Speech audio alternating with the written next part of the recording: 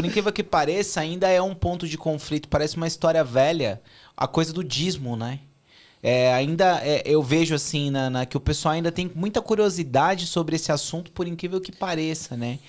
Como que é Qual é a diferença da ideia do dízimo, por exemplo, do Velho Testamento e no Novo Testamento? Aí o Vitor chegou agora, ele pode responder. A curiosidade é grande por dois motivos. Porque mexe no bolso? Mexe no bolso, esse é o primeiro, né? E porque tem muita gente que abusa, né? Sim. Tem muito problema. Mas tem muito problema. Então a gente não pode também se esquecer de que pessoas que tecem críticas e que às vezes até são ácidas, o são porque tem matéria-prima para sê-lo, sabe? Agora, respondendo a tua pergunta de maneira mais direta, o dízimo no Antigo Oriente Próximo, ele tinha uma conotação parecida com a de imposto, tá? É claro que, se a gente está falando de estados que eram teocráticos, em que a separação entre religião e Estado não estava lá presente, o dinheiro que era dado à religião era dado ao Estado, num certo sentido. Tá? Então, o dízimo no Antigo Oriente Próximo tinha essa conotação. No caso específico do Antigo Israel, existe uma coisa que tem que ser levada em consideração, que é o espelhamento de Gênesis 47. O que eu estou falando? O que eu estou chamando de espelhamento de Gênesis 47? Gênesis 47 é o grande plano de José para salvar o mundo. Você olha para aquilo ali e você fala assim, José, o grande gestor da antiguidade, primeiro economista do mundo, o cara que funda, que inaugura os conceitos de poupança e de estoque. Você já veio com a teologia do primo rico agora, né? Então. Eu sou crítico dessa teologia. Então, ou do primo... É professor da FGZ. Ou do primo pobre, veremos. Espera eu molhar o bico. Deixa a minha modernidade líquida ganhar um pouco de solidez aqui. Teologia do primo, né? Então, o que acontece? José, o que ele está fazendo ali, para quem não conhece a história, né? José tem uma crise para administrar. Chegou uma seca, chegou um período complicadíssimo de estiagem e as pessoas estão passando fome. Como ele previu que esse período chegaria, durante 7 anos, ele faz armazenamento e estoque dos bens de Faraó. Então, os silos se enchem de grãos, os animais são mortos em menor escala, é o que a gente chamaria hoje de política de austeridade fiscal. Opa, é isso aí. Alguma coisa do gênero. Então, o que acontece? Faraó tá cheio de grão e tá cheio de carne para dar para o povo. Só que quando o povo pede, José vende os grãos e a carne de Faraó para o povo. E ao vender os grãos e a carne de Faraó para o povo primeiro compra, depois não tem mais dinheiro para comprar, então troca os alimentos por pedaços de terra, e depois, quando já não tem mais terras para dar, o povo vende o próprio trabalho e se torna escravo de Faraó. Exceto os sacerdotes dos deuses egípcios. Os sacerdotes dos deuses egípcios continuam sendo alimentados sem precisar dar as suas terras e sem precisar vender o seu trabalho. Essa é a informação fundamental. Quando o povo de Israel sai do Egito, a lei de Israel vai inverter esse cenário. A classe sacerdotal não será a classe privilegiada com terras e a classe superior a todas as outras. A tribo responsável pelas questões sacerdotais, que é a tribo de Levi, não terá uma porção de terra específica para ela. É permitido que sacerdotes tenham as suas terras individualmente, uma terra ali para subsistência, mas você não vai ver um território designado para Levi. Quando sem terra são sagrados, nesse caso. Nunca tinha visto. E aí o que acontece? Como Levi não vai ter terra, Levi precisa contar com a generosidade das outras tribos para sobreviver. E essa generosidade se dá em forma de um dispositivo já conhecido no mundo antigo, anterior à lei. Abraão faz isso com Melquisedeque, né? Que é o dízimo. Isso é o dízimo no Antigo Testamento. Isso é o dízimo no Antigo Israel. É a generosidade das outras tribos para que Levi possa ser sustentada. Não é meramente generosidade, é também piedade, porque isso diz respeito à espiritualidade das outras tribos frente a Deus. Existe uma responsabilidade dentro dos termos do pacto, dentro dos termos da aliança, e essa responsabilidade dentro dos termos do pacto, dentro dos termos da aliança, é também espiritual. E é generosidade para que Levi sobreviva, porque entre vocês a classe sacerdotal não será uma classe economicamente privilegiada como foi ali no Egito. Esse é o contexto do Antigo Israel, do Antigo Oriente Próximo. De forma que Levi sempre estará próxima do poder, como é classe sacerdotal em qualquer povo. Sempre vai estar próxima do poder. Mas nunca vai ser o poder econômico que impera sobre todo Israel. Então, Levi sempre vai estar ali em Jerusalém. Quando tiver rei, eles vão estar pertinho do rei. Mas não vão ser esse poder econômico. Não, eles vão viver da generosidade do povo. Tá, beleza. Quando você vem para a Nova Aliança, você tem um problema. Por quê? Como que você lida ou adapta isso para uma realidade multiétnica? Porque você tinha ali um dispositivo legal, que era um dispositivo legal pertencente a uma etnia, a questão do Antigo Israel. Agora você está chamando gente de toda tribo, toda língua, todo povo, toda nação, para fazer parte de um mesmo povo numa nova família. E o que você faz com aquele dispositivo legal que era pertencente à organização de uma etnia específica de Israel? Cara, no fundo, essa nova família, a piedade espiritual generosa que é requerido dela é superior ao dízimo. O que geralmente se pede desse povo é que reconheça as necessidades de quem faz parte da família e socorra-se essa família para muito além do que 10%. Se você olha para a coleta que Paulo realiza em benefício dos pobres de Jerusalém, ele vai recolhendo uma coleta entre gentios. O incentivo de Paulo é de algo mais superior a 10%. Eu acho interessante que a palavra que as pessoas perguntam é a palavra obrigação, né? E aí, veja, o que Paulo diz para os irmãos de Corinto que tem bastante dinheiro? O pessoal lá da Macedônia não pensou nisso como obrigação. O pessoal da Macedônia pensou nisso como uma questão de urgência. Eu estou parafraseando aqui, a minha mensagem saiu. Opa! Tá. Não foi exatamente isso que Paulo disse para os irmãos de Corinto, mas o que ele fala é, olha, eu queria que vocês tivessem a mesma disposição interna do pessoal ali da Macedônia. Se vai ser 10%, se vai ter 15%, se vai ser 17%, se vai ser 13%. Não é essa a questão. Quando você olha Atos 2:42 em diante, não é uma questão de percentual. E não é uma questão legal também. É uma questão de identificação de necessidade do próximo. E aí, para mim, existem duas coisas que são interessantes e importantes. Primeiro, existe uma sabedoria no dízimo que é a proporcionalidade. Tá? A proporcionalidade do dízimo ela é interessante. Então, a manutenção dessa proporcionalidade dentro do ambiente de igreja, eu não vejo com maus olhos. Sim, principalmente que a igreja precisa mesmo do recurso, né? O segundo ponto é o tipo de gestão que essa igreja fará desse recurso.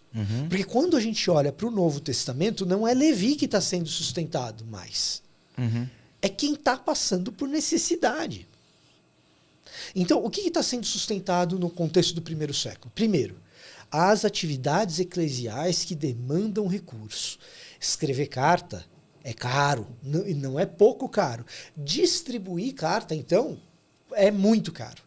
E você está vendo essa comunidade que compartilha documentos escritos.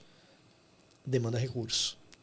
Então, existem atividades eclesiais que demandam esse recurso. Segundo, alimentação de órfão, de viúva, a viúva de fala helenística, viúva de fala aramaica, como que você lida com elas. Então, é esse tipo de destino. Em terceiro lugar, sustento de pessoas que vivam da palavra.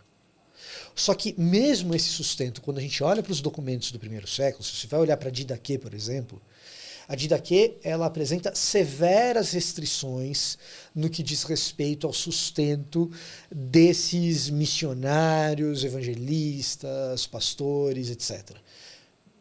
No seguinte sentido, gente, não sustenta quem abusa, beleza?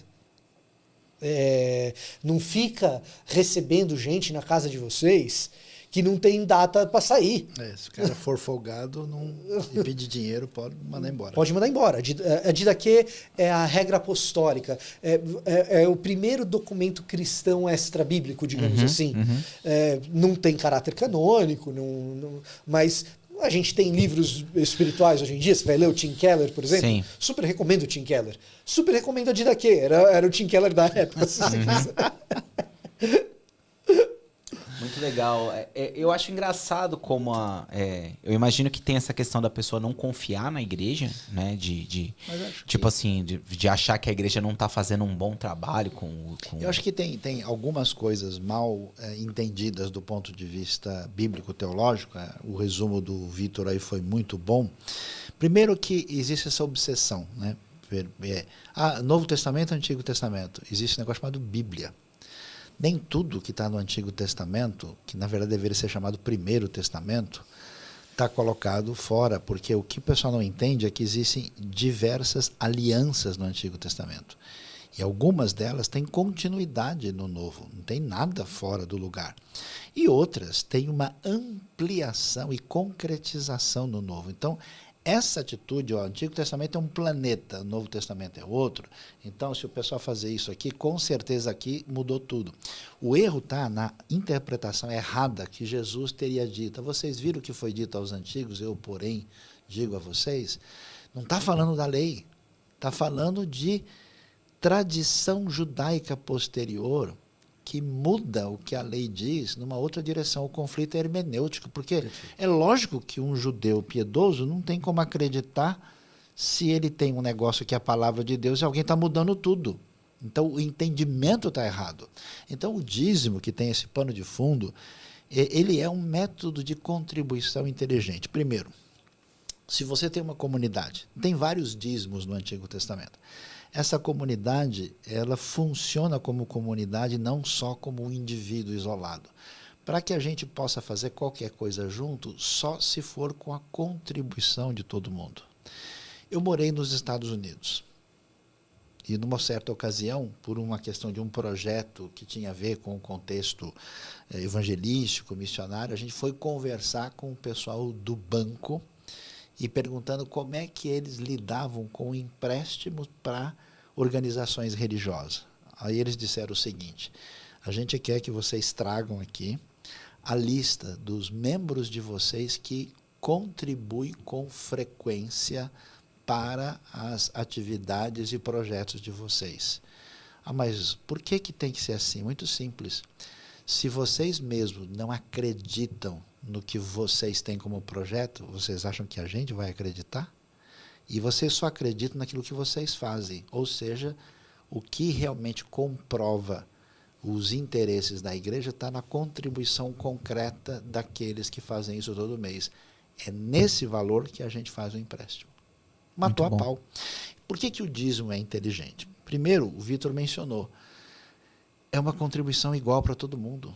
Pessoal, nós temos um projeto. Então, não vamos dizer, fulano, você dá 1.000, você dá 500. Olha, existe uma referência para as pessoas entenderem. Segundo, que você não adora Deus só na intenção do seu coração no nível individual. Você adora na comunidade e com um esforço concreto. Então, a maneira de dizer obrigado é contribuindo efetivamente. Terceiro, você não pode montar projeto nenhum. Você não pode fazer nada se as pessoas não contribuírem. Queremos ajudar um projeto no interior da Amazônia para ajudar os ribeirinhos. Ok, com que recurso?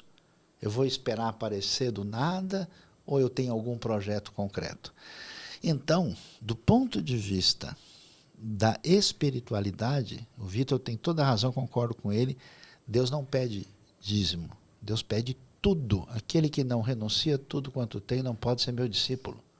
Então não é que você está pagando a mensalidade do Clube Celestial e aí Deus fica te devendo um monte de bombom e um monte de Ferrero Rocher para te dar no final do mês porque você foi legal e pagou a conta. Não.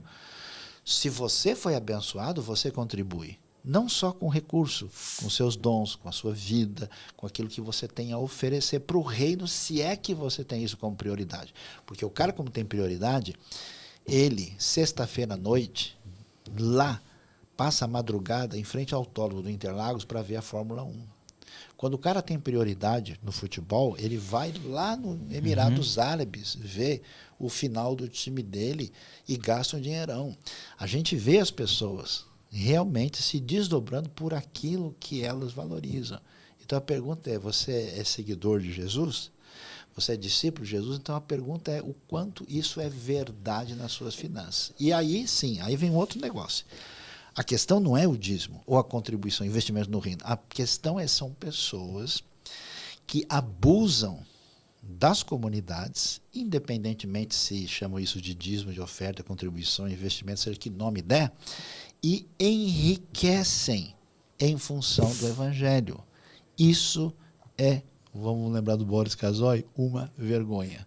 Isso não faz sentido. Então, quando você vê um indivíduo que, usando elementos ligados ao reino de Deus, usa isso para enriquecimento próprio, em função da desgraça, da miséria, do sofrimento, das trevas espirituais que existem no mundo, realmente a gente precisa pensar duas vezes. Então, nesse sentido, as pessoas que criticam, elas têm razão.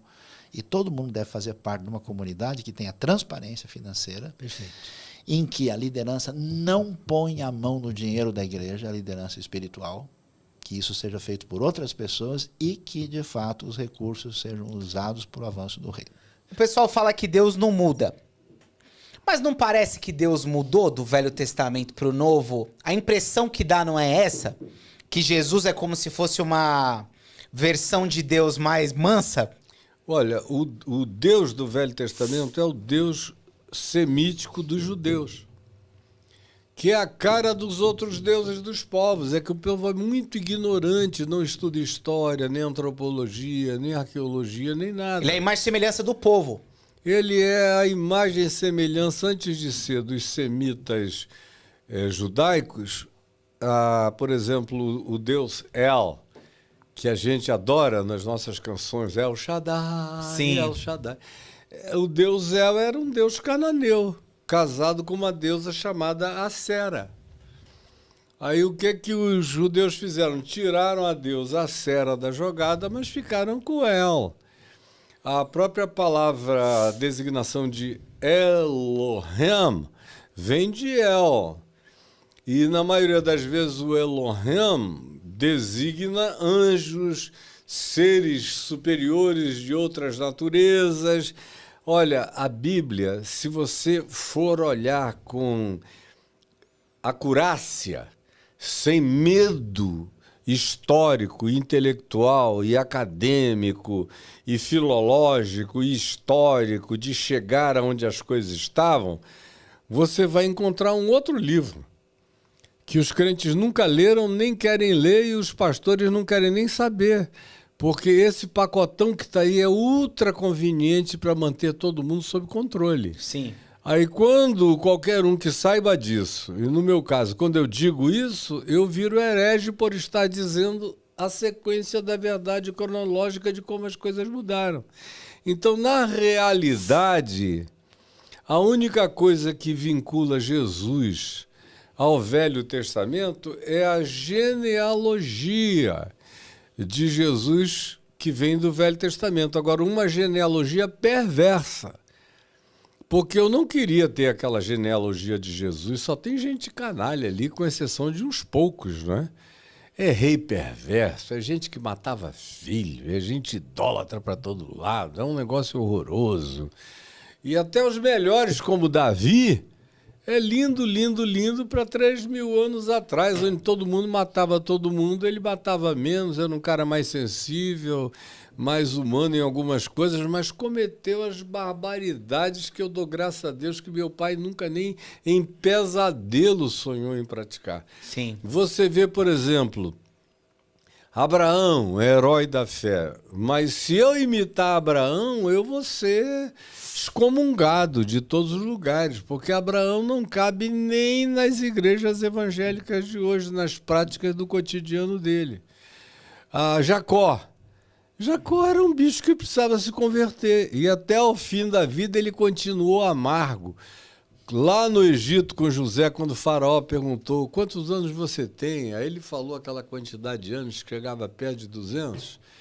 Ele disse, os meus dias foram poucos e maus, um cara amargurado, que gerou 12 filhos, dos quais 2 não eram ruins. Um era muito bom, que era José, e o outro era um cara tímido, Benjamim, e muito sofrido, nasceu de um parto de dor, onde a mãe morreu, e passou a vida inteira ouvindo dizer que um dos irmãos dele, o mais próximo a ele, que era José, tinha morrido, vendo o pai chorar, e os outros 10 eram uns canalhas, que não só quiseram matar o irmão, só não mataram por uma intervenção e uma circunstancialidade, tudo por ciúme e inveja, e que praticaram estupros, praticaram genocídios, praticaram... É só ler o Gênesis que os caras não leem a Bíblia. Aí ficam falando do leão de Judá. Mas, meu Deus, Judá foi um cara porco. É. Porco. Leia lá em Gênesis. Comece a ler do capítulo 17 para frente e ver quem que você admira dentre as 12 tribos de Israel. A não ser José, que não teve nenhum nome contado entre as 12 tribos. Foram os 2 filhos dele, Manassés e Efraim. Agora, o próprio José, que era um homem bom e de caráter, estava longe de ser uma figura aceitável pelo meio cristão nos dias de hoje. Sabe por quê? Ele praticava adivinhações. Está escrito no livro de Gênesis. O copo de adivinhações de José, ele foi também educado na cultura egípcia. Ele aprendeu aquilo tudo ali. Então, o povo, na ignorância dele, eles são capazes de apedrejar e expulsar todo mundo que parece com os heróis do Antigo Testamento, que eles veneram, embora não conheçam, nenhum deles não queiram conhecer, não saibam coisa alguma. Então, o maior problema que a gente tem hoje é a Bíblia ser colocada para ser considerada como um livro inerrante, que não é corrigido nem pelas práticas de Jesus e que gera uma igreja esquizofrênica. Porque se você aceitar os pressupostos do Pentateuco e de Moisés e quiser conciliar isso com Jesus, só se tornando um ente esquizofrênico. Quando o próprio Moisés disse, olha, eu sou relativo, depois de mim vem um outro a quem vocês devem seguir e obedecer em tudo, porque o que eu estou dando aqui para vocês é a relatividade de algo que é circunstancialmente adequado a esse tempo, a essa hora, mas eu não sou a revelação final de nada. Então, colocar Mas era necessário isso, que houvesse esse sistema para que Cristo viesse? Não era. Na realidade, não era. Isso é apenas porque, como a gente vive no espaço-tempo, no espaço-tempo você tem que ter determinadas sequências históricas, porque do contrário você não tem história. Por que Deus era tão detalhista naquele sentido de... Quem disse que era Deus e não era Moisés? Digo assim, tem que entrar um só e se entra amarrado numa corda. Sinceramente, na realidade, quando Moisés subiu o Monte Sinai, eu não consigo ver o eterno, glorioso, Senhor de todas as dimensões e universos, presente, fazendo barulho, fumaça, cangô de trombeta. Aquilo ali era muito mais uma manifestação de anjos. Aí alguém diz, o Caia já vem com outra heresia. Não! Leia Hebreus. Hebreus diz que o Velho Testamento foi dado todo ele pela mediação de anjos. Então, Moisés subiu ao monte, ele recebeu a lei de anjos. Tudo que você encontra no Velho Testamento, você encontra anjo o tempo todo se manifestando, circunstancialmente. Mas não dando nada que seja definitivo. O definitivo só aparece em Jesus.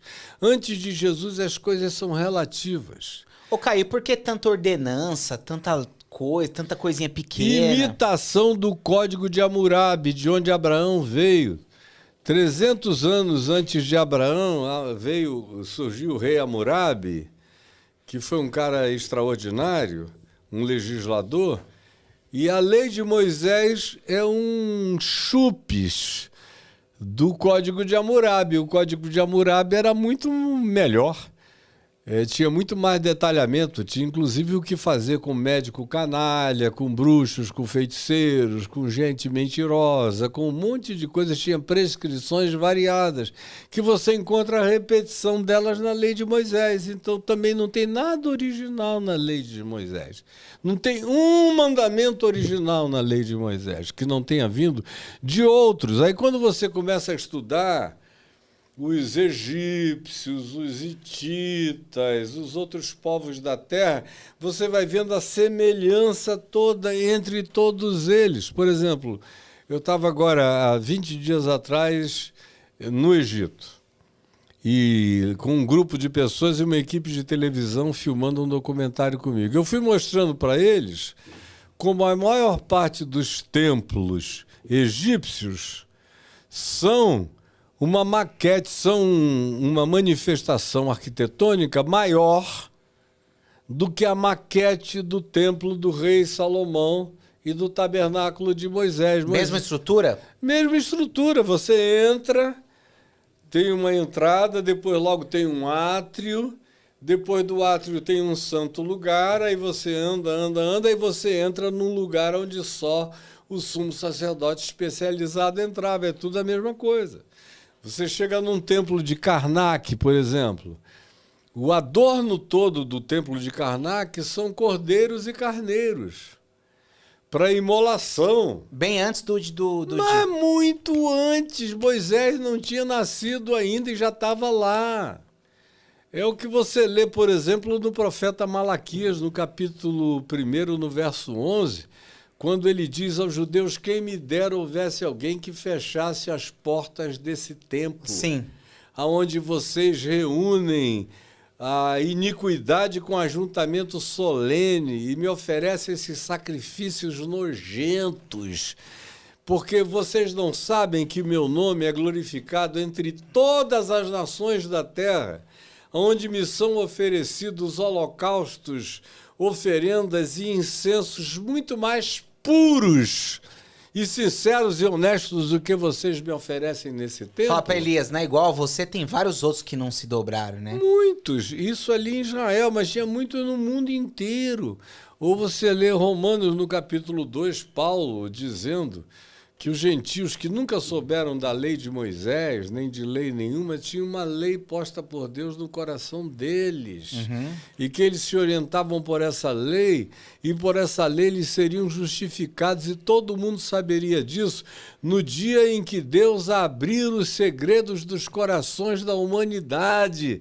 Está escrito em Romanos capítulo 2, verso 16. A mesma coisa é repetido por Paulo em outros momentos do Novo Testamento.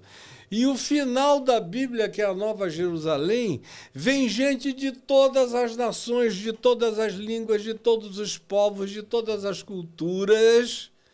E não é porque viraram cristãos, nem judeus, nem coisa alguma, é só porque são humanos que ficaram embevecidos com a luz do Cordeiro e vão à Nova Jerusalém, cuja árvore da vida, as folhas dela servem até para a cura de todos os povos que vão lá, e está aberta em todas as direções, sem acepção de pessoas, e aonde não há santuário, não tem templo judaico, não tem templo cristão, não tem templo de ninguém.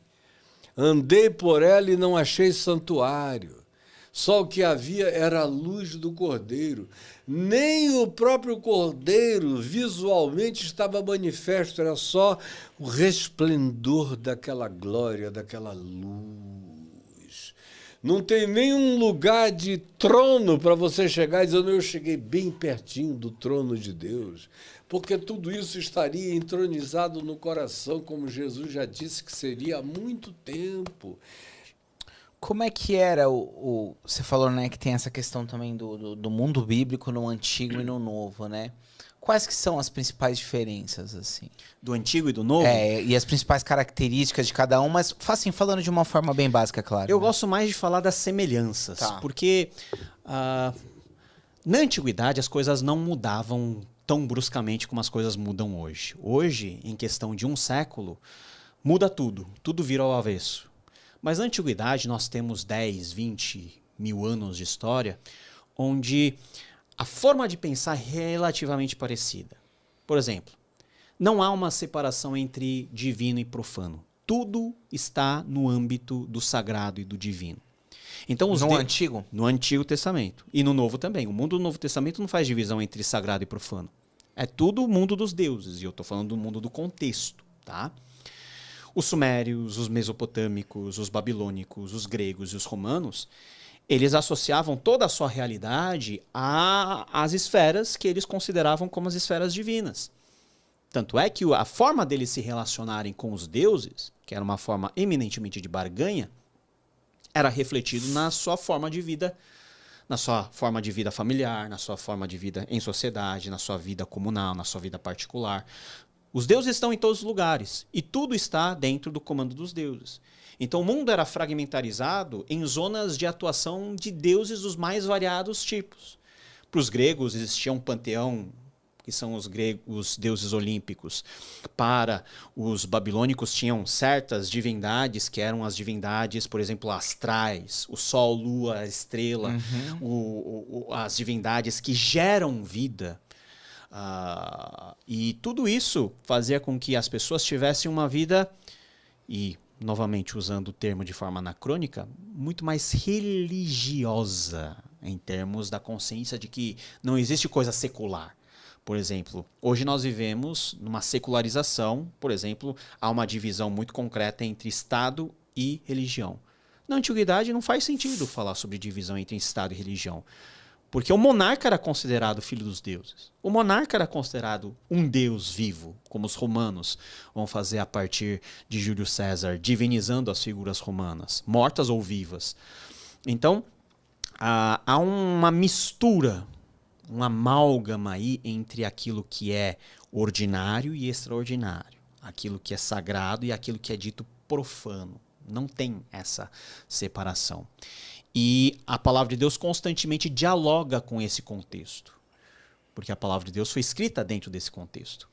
Dentro desse contexto onde existem muitos e milhões de deuses, onde os deuses se relacionam de maneira barganhada com os seres humanos. Como que Deus se revela sobre si, sobre o que ele faz e sobre o papel do seu povo? No que Deus, o Deus dos judeus, o Deus dos israelitas, o Deus de Abraão, o Deus de Isaac, o Deus de Jacó, o Deus de Jesus Cristo, ele se diferencia desse amplo contexto que mais ou menos é igual na antiguidade. Esse é um grande ponto de atenção das Escrituras. Para além do uso prático das Escrituras, como na pregação ou como na leitura devocional, nós temos todo um texto que ecoa esse mundo antigo. E o conhecimento desse contexto é fundamental para que a nossa leitura da Bíblia seja mais esclarecida, as coisas sejam muito mais nítidas e nós, assim, possamos compreender melhor aquilo que o texto bíblico diz, que muitas vezes não é muito claro, mas quando você vai para o contexto, algumas peças se encaixam melhor. Legal, legal. E no Novo? O que você quer saber sobre o Novo? No Novo, a questão por exemplo, a gente tem ali no Velho o Oriente Médio e tudo mais, né? E aí no Novo você já tem o apóstolo Paulo avançando para outros lugares, mas isso tem uma mudança significativa também, a questão de contexto de lugares? Sim, sim, porque o contexto do Antigo Testamento é o contexto geográfico do Antigo Oriente Próximo. Sim. Né, que abarca norte da África, que abarca toda a região, né, da Palestina, que abarca toda a região do Oriente Médio e a Ásia Menor.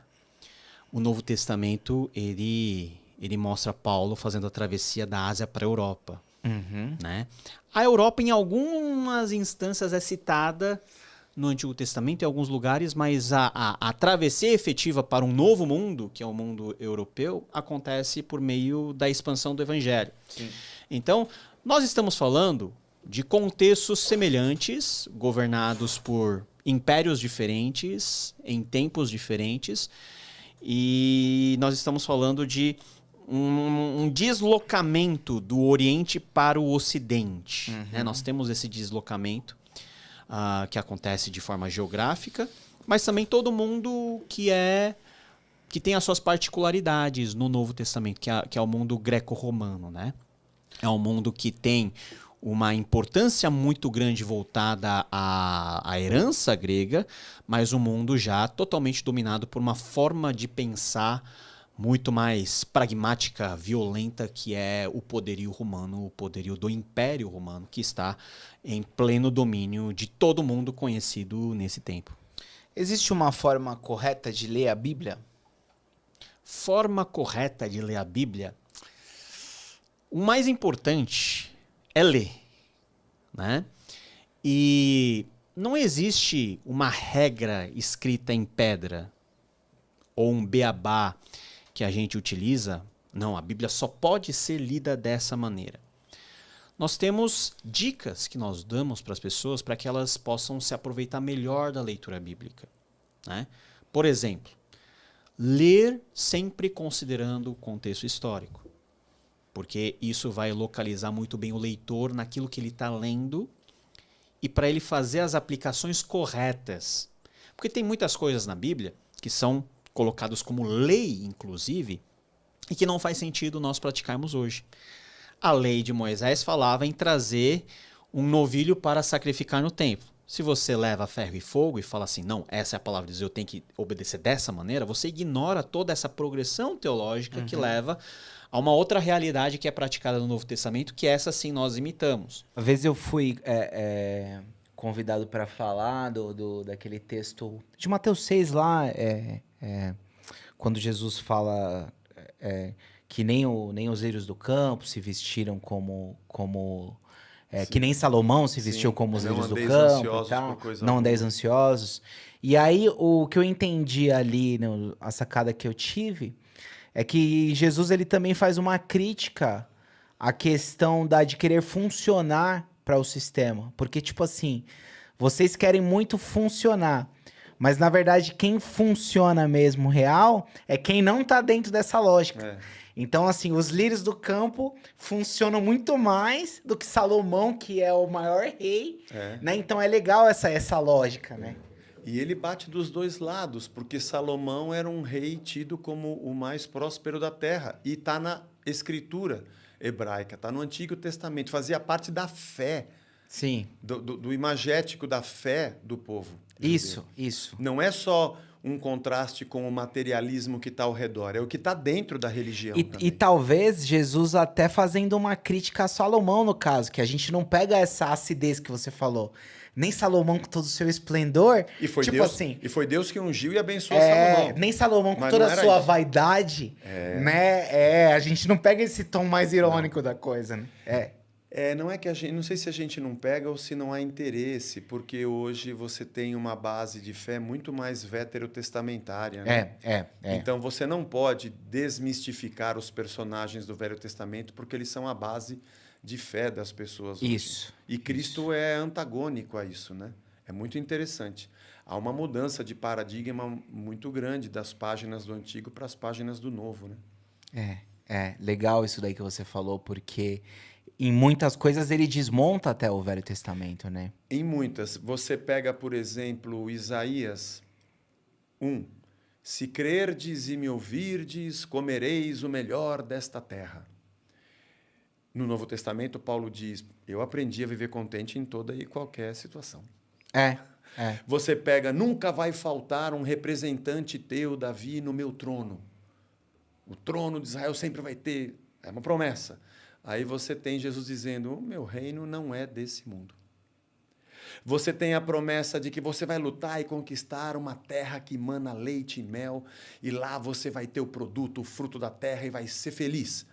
Aí no Novo Testamento Jesus diz, ô louco, você construiu o celeiro para juntar tanta coisa, essa noite vão pedir a tua alma. É. Quando você para observar o eixo orientador da fé do Antigo Testamento, que estava muito ligado à terra, à conquista material, à possessão do local, ao plantio, à colheita, à prosperidade, é uma lógica. Mas quando você olha para Cristo, a terra, o reino não é mais desse mundo. A terra não tem mais a ver com uma linha limítrofe que me diz aonde eu serei abençoado. O reino é eterno. A alegria está na salvação, né? O filho do homem não tem onde reclinar Não a tem onde cabeça. reclinar a cabeça. Isso é muito forte, né, cara? Muito. É muito porque desmonta essa... Mas aí é uma discussão difícil também de se falar. Muita gente vai reclamar do seu podcast aqui. Mas é que você olha para o Antigo Testamento, a gente vê a glória de Deus, vê milagres, vê o amor dele, vê o seu poder, e a narrativa da salvação passa por ali. Mas o papel de Israel na história é diferente do papel da igreja na história. O papel de Israel era ter uma terra, era ser uma terra para trazer o menino ao mundo. Agora, o papel da igreja é não estar ligado à terra, porque a nossa terra não é aqui, e de levar o menino para todo o mundo. O papel de Israel era não se misturar com outros povos. O papel da igreja é ser luz e sal no meio dos povos. Lindo. Então, quando você lê sem perceber que existe dentro da narrativa um movimento antes de Cristo e depois de Cristo, você lê com a mesma lente e você acaba cometendo alguns erros, né? Porque em nome de Deus você mata para conquistar uma terra. O judeu toca no leproso e se torna leproso. Ele se torna impuro. Ele se torna impuro. Jesus toca no leproso e o leproso se torna puro. E o leproso se torna puro. E ele não me diz para eu fugir do leproso, diz para eu abraçar. Aliás, na mesa de Jesus sentaram-se publicanos e pecadores. E ele foi indagado, né? Os fariseus e os escribas foram indagados. Como é que o seu mestre senta? Ele não pode se misturar com essa gente. Mas foi exatamente para essa gente que eu vim. Aí Jesus diz, o médico não vem para quem está bom, ele vem para quem está perdido. Exato. E sabe uma sacada que eu tive esses dias, Zé? Tava fazendo uma devocional sobre aquele texto da mulher que derramou o perfume nos pés de Jesus, né? E aí ele fala assim, que quem muito é perdoado, muito ama. Isso foi na casa do Simão. Isso. João. Tá. Quem muito é perdoado, muito ama. Quem pouco é perdoado, pouco ama. Não era só Jesus que acolhia os pecadores. Jesus era acolhido pelos pecadores. Porque os pecadores tinham um comportamento diferente dos religiosos para com Jesus. Então ele fala assim, eu entrei aqui, vocês nem me cumprimentaram. Por quê? Vocês são os caras que vocês acham que... São melhores. Que vocês são melhores. Agora, essa mulher sabe quem ela é. E ela me trata melhor. Não, e é interessante que quando ele pergunta para Simão, quem você acha que ama mais? Aquele que foi mais perdoado, de um valor maior ou de um valor menor? É aquele que foi mais perdoado. Então, quando ele diz quem é mais perdoado ama mais, ele também está dizendo que você não se sente pecador. Isso, exato. Você se julga melhor do que ela e melhor do que todo mundo. Não, Por isso, não tem do que perdoar você. você não precisa de nada. Esse é o seu problema. O seu problema é que você se acha melhor do que os outros. E há uma disputa muito grande dentro do ambiente da fé de quem tem mais poder, quem é mais ungido, quem tem... Porque a gente continua nessa lógica que não é a lógica do reino. A lógica do reino não é essa. A lógica do reino é do serviço. É do amor, é da prática da misericórdia. Sabe quando o pessoal fala do mundo entrar na igreja, né? Isso é uma besteira. Mano, O mundo entrar na igreja é isso, né? A lógica de competição dentro da igreja, né? Isso Isso sim. é o mundo entrar na igreja. Isso sim. Não é por causa da luz, nem da cor da parede. Cabelo nem por causa arrepiar. Não é isso. Não é isso. É. Tá muito mais no comportamento, na índole, na ética, né? Na maldade, do que nessa parte estética. Com certeza. E esse combate exatamente essas coisas e deixa de combater o pecado, na verdade, que é o que deveria ser combatido, né? Que legal, Zé, eu vou explorar você hoje de outro jeito também, que eu trouxe o violão aí pra você cantar. Eita! Todos os artistas que eu peço pra trazer o violão, alguns traz, outros não traz. Aí quando eu falo pro cara assim, não traz o violão, ele traz. Aí eu já vi que artista tem essa coisa rebelde, né? Não é que assim... É que veja bem, eu não sou um instrumentista, eu não sou um guitarrista. Eu toco guitarra na banda. É diferente. Não, mas você é bom, Não, você toca e eu bem. não sou um cantor, eu sou vocalista de uma Não, banda. canta bem também. E aí eu trouxe o violão, pessoal. Tá certo. O Zé, ele tentou fugir de várias Mas é maneiras. verdade, eu vendi meu violão, tô sem violão mesmo. E ele vendeu o violão quando eu convidei ele pro podcast. Continua vendido. Aí eu falei pra ele, eu vou trazer meu violão, então. Aí o cara não tem... Então vamos lá. Boa. O que é? O que é Quer pra ser? apontar esse microfone aí, precisa apontar ele mais pra baixo? Não? Mais perto aqui, Boa. Esse aqui mais pra baixo. Porque aí esse outro Décima fica segunda pra casa. você. Boa, Tá bom. isso aí. Cara, toca alguma coisa do novo. Do novo? Deixa eu tentar aqui uma...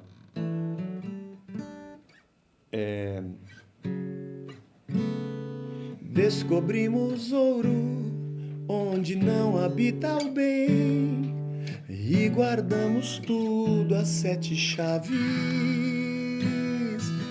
Tudo pelos louros nos fizemos de reféns, nos iludimos bem sem liberdade.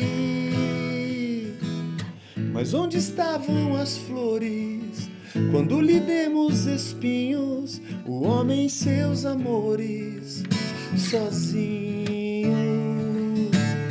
Onde guardamos as flores quando trocamos espinhos, só nos sobraram dores no caminho.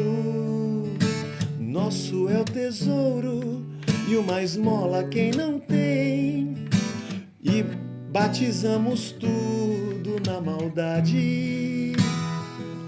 Tudo pelos louros nos fizemos de reféns e chamamos isso de verdade. É que eu esqueço as letras. Mas onde estavam as flores quando lhe demos espinhos, o homem e seus amores sozinhos? Onde guardamos as flores quando trocamos espinhos, só nos sobraram dores no caminho. Cara, que legal. Essa se chama isso. Nosso Erro. Muito legal. Onde estavam as flores quando demos espinhos? Tipo assim, a gente tinha a opção de dar flores se a gente quisesse? Essa é a mais ou ideia? menos isso. É Onde isso? que a gente guarda? Já que nós somos tão bons, né? Já que a humanidade é tão perfeita, dona de si, onde que nós guardamos as flores? Né? Já que o ser humano é o dono do mundo, a razão, a sua inteligência, suas capacidades e habilidades, sua maneira de pensar, a sua filosofia. Já que o ser humano é tão capaz, a pergunta é, por que nós estamos nessa draga? Por que cada dia a gente precisa mais de medo? Se você fizer isso, eu vou te prender. Se fizer aquilo, você vai para a cadeira elétrica. Por que a gente tem que ter tanta ameaça, tanta lei? E por que se você solta o cara sozinho, sem ninguém estar vendo, ele vai cometer um crime? Por quê? Por que a gente tem que ter educação? Por que o ser humano precisa de ser tolhido a todo instante? Por que eu não preciso ensinar para o ser humano o que é errado? Eu não preciso. Eu tenho que ensinar o que é certo. E por que eu não fico preocupado quando eu faço o errado? Eu tenho dificuldade de fazer o que é certo. Se me soltar, eu vou fazer o que é errado. E quando eu tenho que fazer o que é certo, é que eu estou relutando, porque eu estou olhando para o errado. É a falta... Da onde vem o mal? É a ausência de Deus. Aonde ele não está, é o mal. O mal é a ausência dele. Né? Então, o ser humano solto ao léu, ao seu próprio comando, né? Ele é perdido. Sim. E ele vai se apoiar na riqueza, no dinheiro, na fama, em qualquer outra coisa, para dar sentido ou para ser mediador das suas decisões, né? Da sua razão. Uhum. Esse disco tem muito disso, né? E a gente usou essa frase: onde guardamos as flores quando trocamos espinhos? Onde guardamos as flores? Só nos sobraram dores, né? É uma música. Aqui eu cantei ela como se fosse uma balada, mas ela é um rock and roll, né? Sim. Ela é agridoce, né? Ela é uma música alegre, ao mesmo tempo que a letra é para baixo. A melodia é alegre, né? O desenho melódico é alegre, né? Mas é muito legal essa. Eu gosto muito de música que faz essa analogia de flor. Porque a flor é um símbolo de gentileza, né? Sim. Entregar uma flor é um símbolo de gentileza, né? E as mulheres têm ganhado menos flores. Se você for ver, dá pra ver que é uma sociedade que vai enrijecendo, né? Que vai se tornando um pouco mais dura, né? Paulo, eu queria te fazer uma pergunta com base nisso aqui. Tem uma coisa que eu escuto muito de quem não é cristão.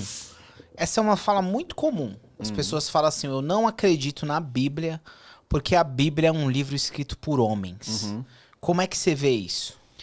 Não teria outro jeito do livro ser escrito se não fosse por homens, né?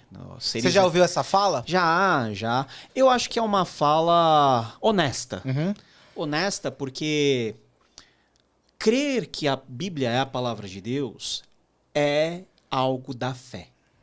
E a fé não pode ser provada em termos científicos, né? A sua convicção em relação à palavra de Deus é uma convicção que vem da fé.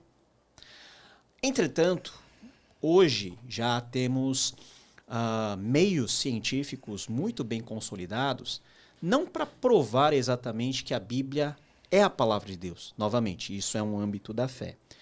Mas para afirmar que a Bíblia foi um livro escrito por muitas pessoas que viviam numa antiguidade remota.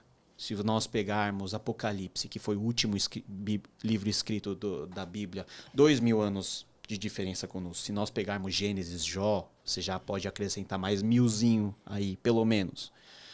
Nós temos uma razoável certeza de que a Bíblia é um livro coeso, é um livro coerente, ela não entra em contradições, vamos dizer assim, contradições muito fortes ou contradições que não conseguimos explicar.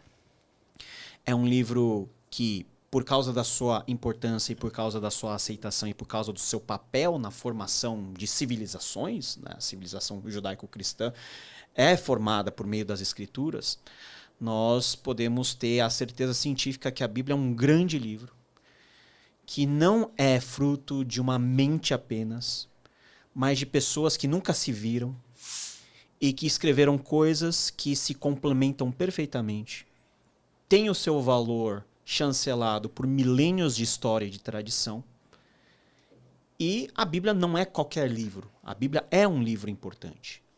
Então, nessa medida, toda análise de manuscritos, toda análise da história da transmissão, nos dá boas certezas de, pelo menos, nós não negligenciarmos a palavra de Deus, a Bíblia, como obra literária, que é lógico. Muitos são convencidos pela fé que a Bíblia é a palavra de Deus. Então, a convicção da fé, junto com as certezas e as evidências científicas que parte da paleontologia, parte da arqueologia, da paleografia, de análises de crítica textual, tudo isso junta-se num caldo para nós podermos afirmar: a Bíblia é um livro extraordinário. Uhum. Para nós, é um livro divino. Uhum. Mas para quem não parte do pressuposto da fé, é inegável que a Bíblia seja um livro extraordinário. E também é preciso de fé para crer que os homens que escolheram aquilo que entraria e aquilo que não entraria, que montaram ali o livro em si, o canon que a gente fala, É preciso de fé para acreditar que eles foram guiados por Deus nesse processo, né? Cara, e esse é um aspecto muito interessante. É um aspecto que engloba um pouquinho processos históricos que são verificados em documentos históricos escritos na época, mas também com um quê de mistério, porque a convicção do cristianismo, e nesse sentido todo o cristianismo, mais, vamos dizer assim, mais importante, todas as tradições cristãs concordam que o Espírito Santo foi aquele que inspirou os autores bíblicos, os mais de 40 autores bíblicos que nós temos de Gênesis a Apocalipse, a escreveram o que eles escreveram. Mas o mesmo Espírito Santo que inspirou os autores bíblicos é o Espírito Santo que tomou cuidado para preservar todos esses documentos ao longo da história. Para mim, isso é o mais impressionante. É impressionante. É impressionante também que nos primeiros séculos a igreja, e eu não estou falando de uma instituição, eu estou falando dos crentes, das igrejas espalhadas em todo o mundo mediterrâneo, essas igrejas tiveram a consciência de que esses documentos eram palavra de Deus. Eles eram aceitos como palavra de Deus na medida que esses documentos eram lidos de forma pública, eram base de ensino, eram base da vida cotidiana daquelas comunidades que formavam a igreja, e todas elas espalhadas por oceanos, espalhados por mares, espalhados por rios, espalhados por todo o Império Romano. Você pode visualizar o Império Romano tendo no meio o Mar Mediterrâneo. O mundo mediterrâneo pontilhado por igrejas que tinham um consenso de que determinados livros eram considerados livros sagrados. É o processo que nós chamamos de processo canônico de formação do Novo Testamento. O cristianismo já pega de herança o Antigo Testamento, né, dos judeus. Mas os judeus não é só o Pentateuco? Os judeus não. O Pentateuco, para os judeus, a Torá, é a escritura mais importante. Tá. Mas não é a única escritura. Porque Já tinha até Malaquias? Na época de Jesus, sim. Já tinha? Do jeito que a gente conhece? Do jeito que estava lá. Ah, tá. Então, os judeus dividem a Bíblia hebraica, a Bíblia deles, em 3 partes, né? Eles chamam de Tanakh, né? Torá, Nevim, Ketuvim. A Torá, que é a lei, Nevim, os profetas, onde estão a maioria dos livros históricos, e os Ketuvim, que são os escritos, tem escritos sapienciais. E tava poéticos. tudo no mesmo livro ou livros separados? Não, ou livros- era a ideia livros- mais de pergaminho? Assim? Não tinha livro. Não tinha livro, né? Livro Sim. é a invenção do 5º século para Pra frente, em frente. forma de códice. Sim. Eram rolos, né? Eram rolos que eram ajuntados em centros de ensino, como, por exemplo, a sinagoga, ou, num contexto mais antigo, a lei era preservada no templo.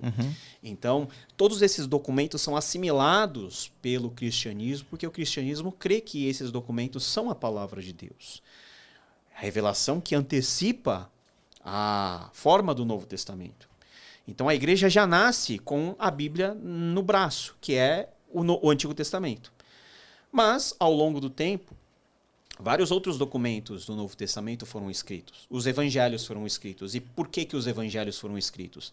Foram escritos porque parte daquela constatação simples que as testemunhas oculares estão morrendo. Então, a memória daquilo que Jesus fez, daquilo que Jesus disse, sobrevive para além das testemunhas oculares por meio daquilo que é escrito. Então, Marcos escrevendo seu evangelho, Mateus, Lucas, João. As pessoas perguntam, mas por que 4 evangelhos? Porque 4 pessoas escreveram, separadas umas das outras, na sua perspectiva. E o mais impressionante é que o relato dos 4 evangelistas forma a figura de Jesus Cristo numa perspectiva múltipla, porque eu costumo dizer que Jesus é uma pessoa complexa. Nós já somos complexos, na verdade, mas Jesus também o é. Imagina Deus encarnado como perfeito como perfeito e como complexo ele é. Então, 4 testemunhos diferentes que falam sobre a mesma pessoa. E a partir de Jesus, todos os testemunhos da história da igreja, por meio da pena de Lucas, que escreveu Atos dos Apóstolos, todas as crises das igrejas que são retratadas por meio das cartas. As cartas de Paulo, por exemplo, e dos demais autores, não é quando Paulo estava com tédio, não tinha nada para fazer, estava cansado de uma viagem missionária, ele entrou no escritório dele e começou, hoje eu vou escrever aos romanos porque eu senti saudade dos romanos. Não, as cartas são respostas a crises e a problemas que estavam acontecendo nas igrejas espalhadas pelo mundo mediterrâneo. Então o apóstolo dá o seu parecer, a sua resposta. Ele se faz presente naquela igreja distante por meio daquela carta que era lida publicamente. Então, toda essa coleção de livros, esses 27 livros do Novo Testamento, que foram sendo escritos em lugares diferentes, em tempos diferentes, foram sendo copiados e transmitidos pelas igrejas por todo o mundo mediterrâneo. Imagina, até que todas as igrejas tivessem todos os documentos em posse e até que todas tivessem uma consciência de que aquele documento ou aquela coleção de documentos eram e são de fato a palavra de Deus, isso nós temos aí um processo que demorou 2 séculos, até nós termos as primeiras listas canônicas. Por exemplo, o cânon muratoriano, que é uma das primeiras listas canônicas que nós temos, é do final do 2º século, que é um processo muito rápido. Num tempo em que nós não temos internet, nós não temos nada dessas coisas, imagina o quanto demorava para um documento ser copiado, transmitido, lido, aceito. Esse formato que a gente conhece hoje, claro que antes da impressão, né? Porque a impressão é ontem, né? A impressão é 1500, né? Mas digo assim, esse formato fechado desses 66 livros, quando que foi que aconteceu? Nós não temos uma data precisa. Nós temos evidências de documentos que nós temos à disposição hoje. Por exemplo, essa forma de livro, né? Essa forma aí é uma forma de livro. Na antiguidade, né? Na época do Império Romano, tal, nós tínhamos esse formato que nós chamamos de códice, que era um livro grande, não mais de páginas enroladas em rolos, em pergaminhos, né? De enrolados, mas em forma de páginas costuradas. Sim. Isso foi uma baita de uma invenção, porque imagina você carregar um caminhão com os 66 rolos da Bíblia. Tornava o compêndio muito mais prático no seu manuseio, na logística de carregar aquilo por onde quer que fosse. Era um negócio, era metade dessa mesa, os primeiros códices. Que já era o 66? Já eram os 66. Por exemplo, o códice, um dos mais antigos que nós temos é o Códice Sinaítico, que data entre o 4º e o 5º século depois de Cristo, que é a Bíblia... Tipo 500 anos depois de Cristo. Que é a Bíblia completa mais antiga que nós temos. Quando foi o concílio que os caras escolheram?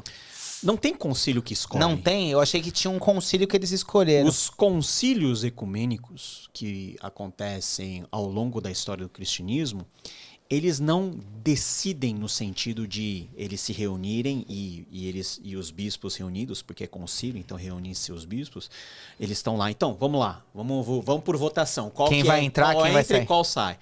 Os concílios, eles homologam aquilo que já é de uso há muito tempo. Então é isso que os concílios fazem.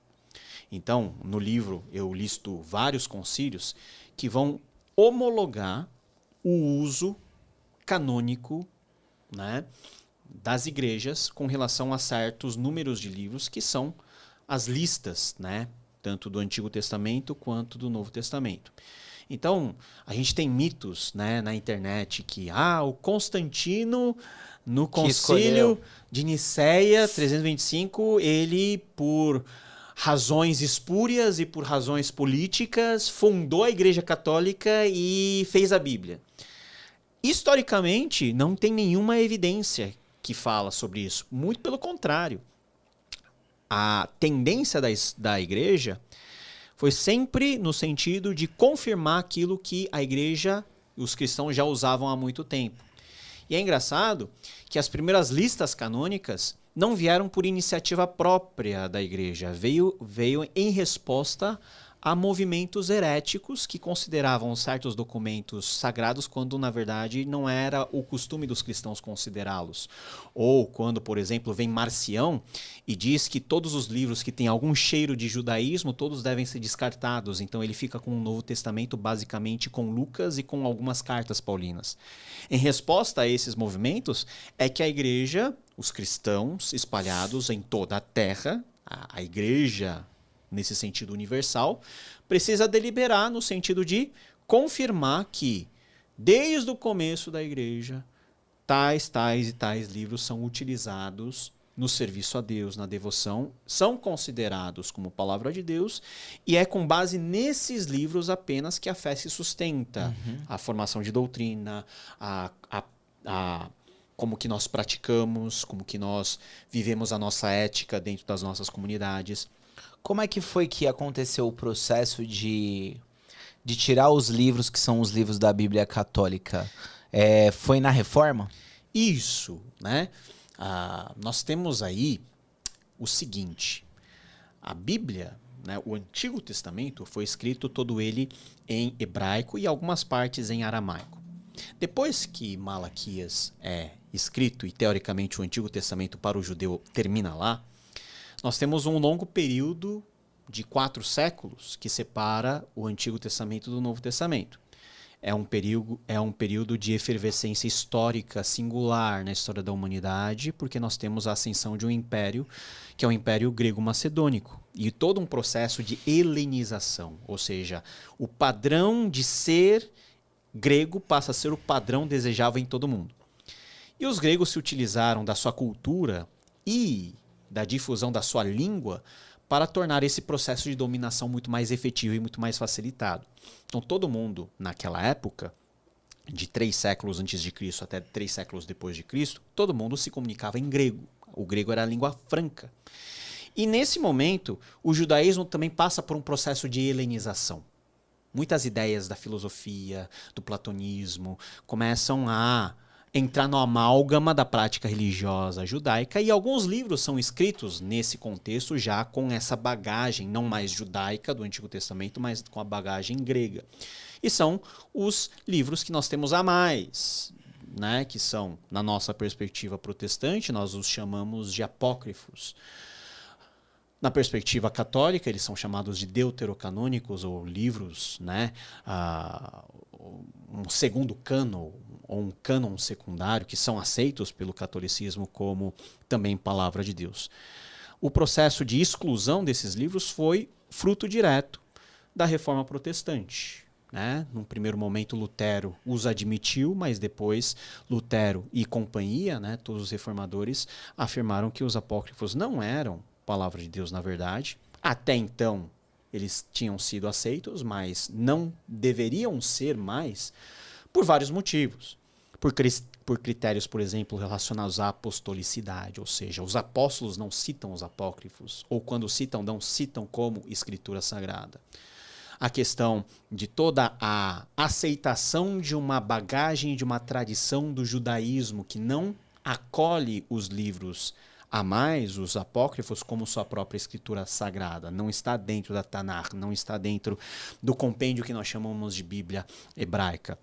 Divergências teológicas, até entre os livros do Antigo Testamento com os livros deuterocanônicos ou apócrifos. Nós temos coisas novas surgindo dentro desse contexto. Mas eu queria começar com um ponto de conflito, que é o seguinte, né? Tem aquele herege famoso do primeiro século, né? Que é o Marcião, se eu não me engano. Isso. Que ele tinha aquela tese de que o Deus do Velho Testamento e o Deus do Novo Testamento são 2 deuses diferentes, né? E é interessante, assim, que aos olhos de uma pessoa comum, até parece mesmo que o Deus do Novo Testamento é diferente do Deus do Velho Testamento, né?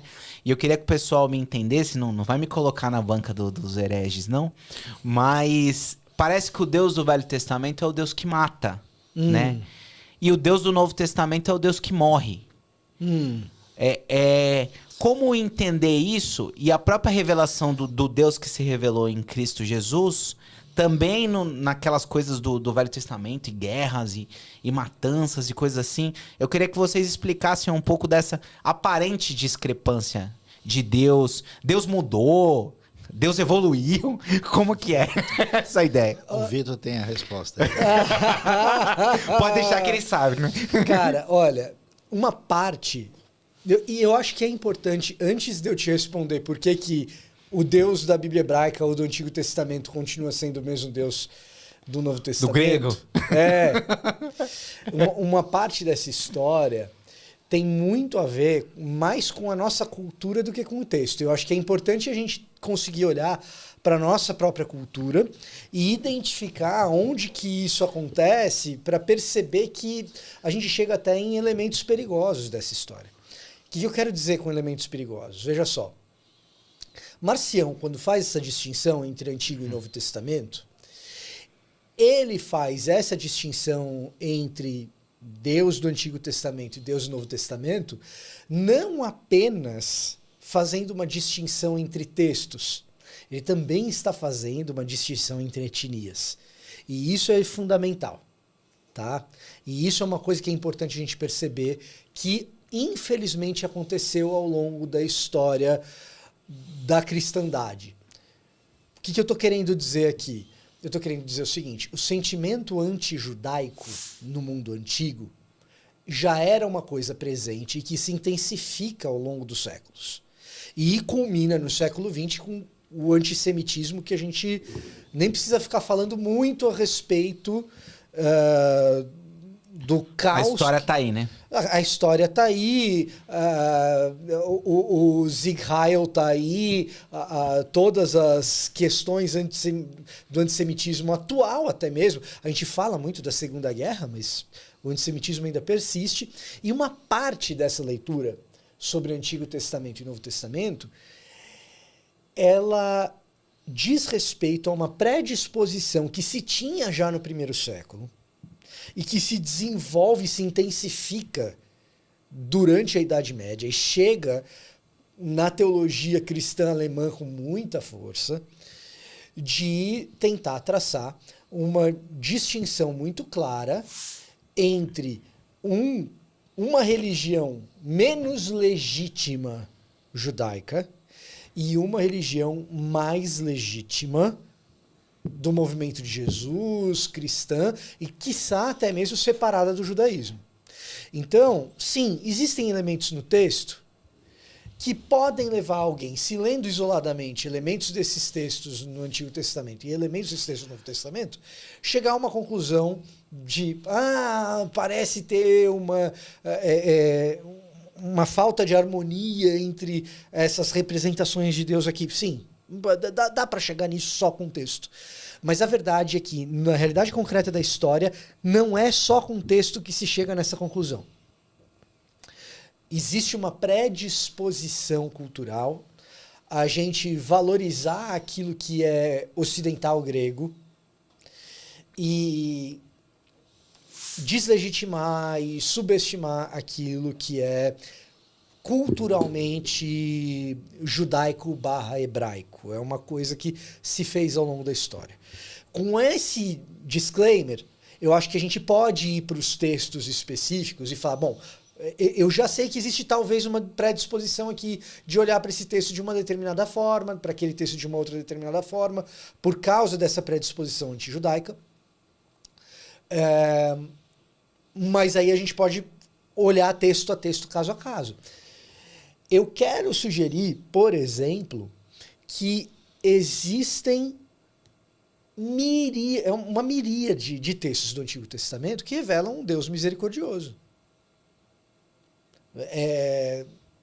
A gente pode começar isso em Gênesis, Deus conversando com Adão. Uhum. Não é Adão que procura Deus depois de comer do fruto do conhecimento do bem e do mal. É Deus que vai conversar com ele. O salmista diversas vezes vai dizer que a misericórdia de Deus se renova, vai dizer a respeito do amor de Deus, vai dizer a respeito de uma palavra-chave no Antigo Testamento chamada Hesed, que é um amor peculiar de uma aliança que Deus guarda a parte dele, embora o povo descumpra a parte. Então você tem um contrato. Uhum. O povo descumpre a parte dele no contrato diversas vezes. Uhum. E Deus reafirma a parte dele no contrato em vez de rompê-lo. Mas eu acho que a tensão não é essa, viu? Eu acho que a tensão não é o Deus misericordioso no Velho Testamento. Eu acho que a tensão é que você não tem o Deus punitivo na pessoa de Jesus. Então, Mas tem. será? Mas não, tem. então, aí isso Basta que eu quero ler que Apocalipse. Eu tô representando o senso comum, tá, pastor? Não, então, mas tudo bem, mas vamos lá. Eu acho que o Vitor levantou um negócio que é fundamental, Sim. porque é o seguinte, os judeus sempre foram o povo mais odiado da antiguidade. Razão muito simples. Os impérios poderosos pegavam, dominavam, escravizavam todo mundo baixa a cabeça e faz o que eles mandam. Aí chegam uns caras que dizem, não, o Deus de vocês não vale nada. Eu não vou baixar aqui para o imperador. Desculpa, hoje é Shabat, a gente não vai trabalhar. Como assim? Você é escravo. Então, quer dizer, eu não posso entrar no seu templo, eu sou o dono do mundo. Então, persas, gregos, romanos odiavam os judeus. Quando o cristianismo primitivo surge, ele é uma superstição judaica. Ele é igualado como um tipo de coisa rejeitável. Só que, com o tempo, essa fé cristã entra e cresce no mundo greco-romano e, com o tempo, surge o que eu vou chamar de ciúme de Jerusalém. Como assim? Por que que esse tesouro de riqueza espiritual está ligado a esse povo? Não. Jesus precisa se tornar grego e romano. Então, não é Jerusalém, agora quem manda é Roma, é Constantinopla e mais recentemente Genebra e outras coisas mais. E nesse sentido, todo o olhar que surge é um olhar de dizer qualquer coisa que soe ligado à realidade antiga, negativa. Por exemplo, Jesus é judeu, mas quem matou Jesus foram os judeus, mas os discípulos todos eram, todo mundo é judeu, bem-vindo à realidade concreta, mas você enfatiza o lado errado. Então, por exemplo, quem não leu o Antigo Testamento, não leu o Novo, pode pensar numa loucura dessa que o Marcião disse no século II, porque é o seguinte, já ouviu falar de Ananias e Safira? Uhum. E eles estão em que livro? Crônicas, estão onde? Deuteronômio, Josué. Ou seja, fica claro que a razão de Atos 5, dos que mentiram para Pedro e mentiram ao Espírito Santo no relato de Atos, caem mortos na hora. Já ouvi algum texto de um livro dizer horrível coisa, horrenda coisa cair nas mãos do Deus vivo? Uhum. Está no livro de Hebreus. Já viu aquela história de 1 Coríntios, que aí aqueles que tomam a ceia indignamente, entre vocês alguns que morreram e outros que estão doentes? Então, de onde o pessoal tirou essa ideia, ninguém sabe. O Vitor mencionou Jesus no Apocalipse, né, que tem uma espada que sai da sua boca. Todos os discursos apocalípticos, vamos dizer, ligados à segunda vinda de Jesus, fazendo de julgamento que Deus vai trazer. Então, o que Bíblia é essa que o pessoal está lendo? E muitos textos do Antigo Testamento, que são textos considerados violentos, são completamente mal entendidos. A única realidade, vamos dizer, violenta de fato, é a conquista da Terra Prometida, que tem uma série de discussões. O restante das guerras é sobrevivência de Israel, são atacados. No livro de Juízes, vieram os moabitas, vieram os de fora e escravizaram o pessoal. Aí eles se levantam e tem um juiz libertador. Mas os próprios critérios da lei, por exemplo, de punição de pecados com apedrejamento, coisas assim que vieram do próprio Deus, certo? Então, aí você tem que entender algumas coisas fundamentais. Primeiro, você está num contexto de realidade antropológica social que não é nem um pouco melhor do que no Novo Testamento, na época romana. Romanos 13 que o diga, quando a autoridade usa a espada e está falando, né, da gladius romana, que não é nem um pouco, aliás, é muito menos suave do que as antigas. E quando esse texto faz isso, um aspecto importante você tem todo um conceito no Antigo Oriente Próximo que não questiona nenhuma dessas atitudes, porque toda a sociedade antiga sabe que se ela priorizar a maldade do indivíduo em detrimento do grupo, o grupo desaparece. A nossa sociedade é altamente punitiva. Entendi. Dependendo do quê? Há pessoas no mundo livre. Na Inglaterra, recentemente, uma pessoa orando em frente a uma clínica de aborto foi multada e correndo o risco de prisão. Nossas sociedades supostamente livres tem uma série de coisas que é punida de maneira severa. Depende onde e como e por quê. Então, assim, é um peso que você coloca exagerado numa realidade que, se você compara o mundo do Antigo Testamento com a realidade hebraica, ela é muito mais suave. Entendi. O problema é tentar fazer essa leitura com essa cabeça de hoje, do século XX. O cara leu o Sermão do Monte e, em seguida, quer ler Deuteronômio achando que você está numa... Ele desconhece esse caminho histórico, né? E só para fechar aqui antes, né? E outra coisa importante é que a gente não entende como certas coisas, dentro da realidade do contexto do mundo antigo, são extremamente ameaçadoras para a sobrevivência dessa própria comunidade.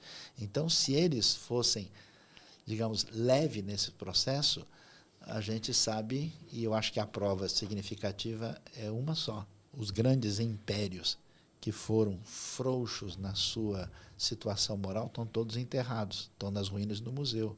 E o povo de Israel está vivo até hoje, porque eles se basearam nesses princípios ignorantes que os grandes seculares do mundo recente acham que é um absurdo, enquanto cometem muito mais atrocidade. Nunca se matou tanta gente na história humana do que no século XX, século XXI, pela civilização mais avançada e superior aos ignorantes hebreus do passado. É complicado o jeito que o pessoal coloca a história. Uma das questões aí que a gente tem que colocar em perspectiva, que eu acho que é o que o professor Luiz Saião tá colocando para a gente, é o seguinte: não é meramente que a gente está alguns milênios afastado da história e a gente tem que entender a cultura. É mais do que isso, a gente precisa abandonar os óculos de superioridade moral. Essa eu acho que é uma das grandes questões. É comum que o leitor vá para o texto, qualquer texto, eu não estou falando aqui do texto bíblico, tá? É comum que um leitor vá para um texto pressupondo sua própria superioridade moral sobre os personagens, sobre a narrativa, sobre o desenvolvimento dramático da obra. Então, quando um leitor, ocidental principalmente, mas de maneira geral isso é humano, quando um leitor ele vai para uma obra como Senhor dos Anéis que seja, é natural que, ao fazer a leitura daquela obra, ele mesmo, com a sua régua moral, baseado nos princípios culturais do lugar onde ele cresceu, meça os personagens, o drama e a narrativa, e atribua a esses personagens, a esse drama, a essa narrativa, quem é herói, quem é vilão, quem é moral, quem é imoral e por quê. Agora, ele já estabeleceu essa régua moral antes de ir para o texto propriamente dito. É com a moral dele, da cultura dele, que ele vai fazer esses julgamentos sobre qualquer obra. E é razoavelmente natural que com o texto bíblico se faça o mesmo, que um leitor comum, ao ler o texto bíblico, ele tenha a sua própria régua moral formada pela escola que ele frequentou, formada pelos pais que ele teve, a educação que ele teve em casa, formada pela cultura do país dele, se é mais urbana, se é mais rural, dependendo de onde ele cresceu, ou se é mais conservador, ou se é mais progressista, e ele vai para o texto bíblico e ele vai tentar enxergar e medir o texto bíblico a partir desse tipo de moralidade. Costumeiramente, a gente que é ocidental tem um vício a mais, que é, pra gente que é ocidental, a cultura ocidental sempre é superior às outras. A última bolacha do pacote. É a última bolacha do pacote. Então, você vai na academia, tem alguns acadêmicos, alguns estudiosos, principalmente o pessoal de humanidades, que vai insistir muito pra gente falar assim, não, peraí, a gente tem que ser antropologicamente mais neutro, a gente tem que entender que o Ocidente praticou um etnocídio, que a nossa percepção ela é etnocêntrica. E aí, quando você vai falar, por exemplo, de povos originários, de povos indígenas, toda essa turma está tentando puxar você para a realidade de que, peraí, será que você é tão superior mesmo a esse povo originário, a esse povo indígena? Olha, pode julgar o que eles fazem. Será que você pode julgar o que eles fazem? Olha o tipo de linguagem que você está usando em relação a eles. E eu não acho que esses acadêmicos estão errados ao fazer. Só que, quando a gente vai para um texto... Estão sendo meio que hipócritas, né? Outro povo originário. Sim. De um outro, alguns podem ser hipócritas, dependendo de como se portarem. Quando a gente vai para um texto do Antigo Oriente Próximo, a gente precisa fazer esse mesmo exercício, que é, dentro do Antigo Oriente Próximo, a régua moral e as circunstâncias são completamente diferentes. Uma das coisas fundamentais para se entender o que está acontecendo ali do ponto de vista da violência é que, embora o texto da Bíblia hebraica seja o texto que sobreviveu, A gente tem o Código de Hammurabi, mas ele não é exatamente acessível para todo mundo. Ele não é um texto sobrevivente na cultura. Ele é um texto sobrevivente no artefato. Você vai no museu, você vê o Código de Hammurabi. A gente tem documentos egípcios, regra de Amenemope, por exemplo, que sobreviveu em Provérbios 22, mas ele não é exatamente acessível. Ele não é exatamente constituinte culturalmente de tudo que a gente vê. E a gente esquece que, nesse caso, o caso da Bíblia hebraica, aquela máxima que diz que o vencedor conta a história no final, nesse caso a gente tem uma exceção, não é o vencedor contando a história. Uma das coisas que a gente tem que entender é que quando a gente pega a Bíblia hebraica na mão, quando a gente pega o Antigo Testamento na mão, a gente está lendo o texto produzido pelos oprimidos. É o povo menor. É o povo que tem menos exército, é o povo que tem menos contingente militar, é o povo que tem um menor número de carruagens, que tem menos equipamento militar. E ainda nem se compara. E exatamente por isso, quando esse povo é um povo resistente, ele atrai para si ódio de todos os povos ao redor. Mais que isso, quando você olha para o texto desse povo, é só um povo como esse, absolutamente minoritário, dentro do seu contexto histórico-cultural, que vai conseguir produzir, e aí vem o meu lado confessional, que eu vou dizer que não basta isso, há também um fator inspiracional da parte de Deus, tem que ser de Deus um negócio desse, que vai dizer o seguinte, olha, quando você for para a guerra, você já tem um contingente menor, tá? Aí você lê lá Deuteronômio 20. Quando você for para a guerra, se tiver alguém que acabou de comprar uma nova propriedade, dispensa ele do serviço militar, porque ele não aproveitou ainda a propriedade nova. Se tem alguém que acabou de casar, dispensa ele do serviço militar, porque ele ainda não teve o momento dele com a esposa dele. Ficará um ano em sua casa para promover felicidade à mulher que tomou. Perfeito. E aí você vê um povo absolutamente ameaçado pelos povos vizinhos, que já não tem um contingente militar lá muito alto, toda hora tem que ficar fazendo censo para ver se dá conta de sobreviver. E aí, quando vai para a guerra, a lei desse povo é, vá para a guerra com menos contingente. E aí você começa a falar, peraí. Não estou entendendo. Não estou entendendo. O tal do Deus do Antigo Testamento não é que ele é diferente do Deus do Novo Testamento, ele é profundamente enigmático. Se a gente não percebe o tipo de milagre que ele está propondo. E aí, quando a gente vai olhar alguns fenômenos violentos do texto bíblico como um todo, do cânon completo, tanto do Antigo quanto do Novo Testamento, o professor mencionou a morte de Ananias e Safira. Uhum. A morte de Ananias e Safira não é tão diferente de pelo menos 2 episódios do Antigo Testamento. Uhum. Ofni e Finéias, filhos do sacerdote Eli, e Nadab e Abiú, filhos de Arão. E você fala assim, caramba, que Deus é esse que fulmina duplas? E todo aquele imaginário do sumo sacerdote, a coisa de entrar com uma corda amarrada e toda essa Pois coisa, né? então, aí você vai ler o episódio de Nadab e Abiú, que é o primeiro deles, e tem algumas dicas, alguns elementos no texto que são, para nós, talvez, completamente estranhos, mas dentro de um contexto do Antigo Oriente Próximo, você começa a perceber, opa, tem algo de diferente aí, nesse Deus enigmático que está propondo um negócio completamente diferente de todos os povos circunvizinhos. Deus está lá, na tenda, e o povo celebra o fato de Deus se manifestar. Antes do fogo consumir Nadab e Abiú, o fogo, logo antes, episódio anterior, o fogo consome o holocausto. E todo o povo tem acesso à espiritualidade. Todo o povo tem acesso a Deus. Todo o povo consegue se aproximar de Deus. O povo inteiro. E de repente, os 2 filhos do cara, porque toda a sociedade tem alguém que é o cara. O cara nessa sociedade aí era Arão, que era o sumo sacerdote. Os 2 filhos do cara resolvem trazer essa espiritualidade e o acesso a Deus para si. opa, é muito legal isso que o povo inteiro está celebrando. Que tal se nós dois, que somos os filhos do cara, começarmos a controlar o acesso a Deus e a espiritualidade? É nesse contexto que Deus coloca Ponto final. um ponto final. Isso não vai acontecer.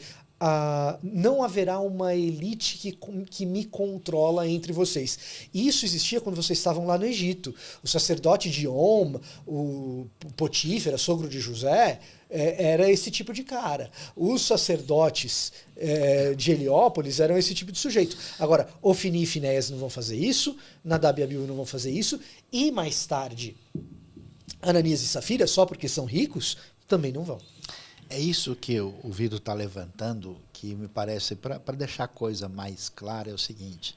Você vê uma cena de um filme, você vê um cara com a faca na mão cortando a barriga de alguém. Você fala, nossa, que absurdo, o cara está cortando. Ah, não, peraí, agora que eu vi melhor é um cirurgião. Eu pensei que era um assassino. Então, quando você não tem o contexto, não sabe o que está acontecendo, não tem o pano de fundo, a sua leitura pode ser a mais absurda possível. Para exemplificar, por exemplo, pouca gente imagina, os israelitas estão entrando em Canaã. Ok, Canaã é a terra a ser conquistada. Primeira coisa, eles viviam lá, saíram de lá no momento de fome, desceram para o Egito, passaram o período longo e estão retornando do lugar para onde estavam. Quem é que tem o poder sobre Canaã? O Egito. As cartas de Tel El Amarna comprovam isso. A arqueologia mostrou o gerenciamento. Então, quando os israelitas entram, eles estão entrando no quintal dos seus maiores opressores que juraram a sua destruição. Então, hoje, por exemplo, se você falar, olha, uma superpotência mundial invadiu um país pequeno e eles estão reagindo, todo mundo bate palma para a reação. Mas, se a pessoa não entende o que acontece no ambiente do Antigo Testamento, qual é o cenário cultural, por exemplo, se alguém falou assim, que absurdo, Deus precisa de sangue de bicho, precisa de animal, que coisa mais sangrenta, desnecessária, né? Não vejo sentido em matar uma ovelha e um boi para oferecer a Deus. Bem, meu amigo, dê uma voltinha no Oriente Próximo e conheça uma tribo beduína. Eles não têm Carrefour e pão de açúcar. Eles vivem no deserto. A única coisa que eles têm é ovelha e cabra. Uma tribo nômade do deserto, como os antigos hebreus, eles não têm outra coisa para oferecer. É ignorância antropológica do pessoal. Não existe um monte de alface, alpiste, sei mais o que, para o pessoal oferecer. Eles só podem, de maneira concreta, oferecer para Deus o que eles têm. Eles não têm nenhum problema de oferecer um carneiro, porque eles comem isso com frequência. Então, eles comem carne, eles comem tâmara e leite de cabra, ovelha e, de vez em quando, de camela. Ok? Então, quer dizer, você tem... Não é só uma ignorância assim, porque nós temos uma perspectiva ocidental que nós somos a última bolacha do pacote, é o desconhecimento de todo o pano de fundo do ambiente histórico, do ambiente cultural. E quando você olha e compara a realidade do mundo antigo, então, outra coisa que o pessoal não entende, a Bíblia apresenta para a gente um desdobramento, agora falando teologicamente, da revelação bíblica, quando o conhecimento de Deus vai se descortinando diante de nós. Então, não é assim que a revelação chega com a teologia final bíblica para a gente. Tá. Ela pega Abraão. Quem é Abraão? O pai da fé, um idólatra da Mesopotâmia que vivia do outro lado do rio, Josué 24:2. À medida que Deus entra na história deles, que não são referência de nada, são cheios de erros e equívocos, e não é o que eles fazem são referência, a narrativa mostra o que eles fizeram, não bate um martelo dizendo está ok para elas. Quando eles caminham nessa jornada, você vê um contraste da maneira como as coisas são vistas no mundo antigo e como esse elemento do encaminhamento de Deus vai aparecendo na história e vai se descortinando gradativamente até culminar na bendita pessoa de Cristo Jesus, nosso Senhor. Então, falando no português, claro, a ignorância que astravanca o progresso. Se a gente não entende errado, sai errado. Uma outra coisa é que, às vezes, a gente não presta atenção nos detalhes do texto. A leitura apressada também atrapalha. Então, a ideia, por exemplo, do sacrifício, que o professor Sayão colocou. Cara, a ideia do sacrifício, como a gente está, às vezes, habituado a uma imagem pré-concebida do que é um sacrifício, a gente deixa de olhar os detalhes que o sacrifício tem. Cara, eu acho fascinante. Uma pessoa que acha matar um animal para oferecer a Deus uma coisa talvez um pouco estranha, ou tétrica, ou desnecessária, ou até repugnante, eu consigo entendê-la. Agora, quando você para prestar atenção nos detalhes do sacrifício, você é capaz de descortinar algumas coisas que são fascinantes. Eu acho fascinante a ideia de que no sacrifício o sacerdote ele está comendo com Deus. Ele come uma parte do sacrifício. E aquilo é o povo representado pelo sacerdote na mesma mesa que Deus comendo um churrasco, cara. Quando a gente olha para o detalhe do sacrifício e tenta entender nos detalhes o que aquilo ali está representando, aquilo que, para usar as palavras do Frank Gorman Jr., qual é a encenação que está sendo feita ali, cara, que Deus é tão próximo que convida a gente para sentar à mesa e comer com Ele. Entendi. A dinâmica da mesa sempre teve presente, né? A dinâmica do sacrifício é, em grande medida, uma dinâmica de mesa, por isso que ela envolve alimento. Quando não dá para ter carne, a gente vai ter cereais. Uhum. A dinâmica da alimentação, ela é fundamental para a gente entender sacrifício. Tá. Não são todos os sacrifícios em que existe alimentação, mas Quase todos. quase todos. Tá? Então, quando você olha para alguns detalhes fazem muita diferença. Quer ver um outro? Total, né? Diferença total. Tem diferença total. Quer ver um outro? Conquista de Canaã, o professor mencionou. Uhum. Então, a gente já tem na cabeça agora o seguinte: quando o povo está entrando no Levante, saindo do Egito e entrando na região do Levante, o que eles estão enfrentando no sentido de face a face, estar de face a face? O que está na cara deles?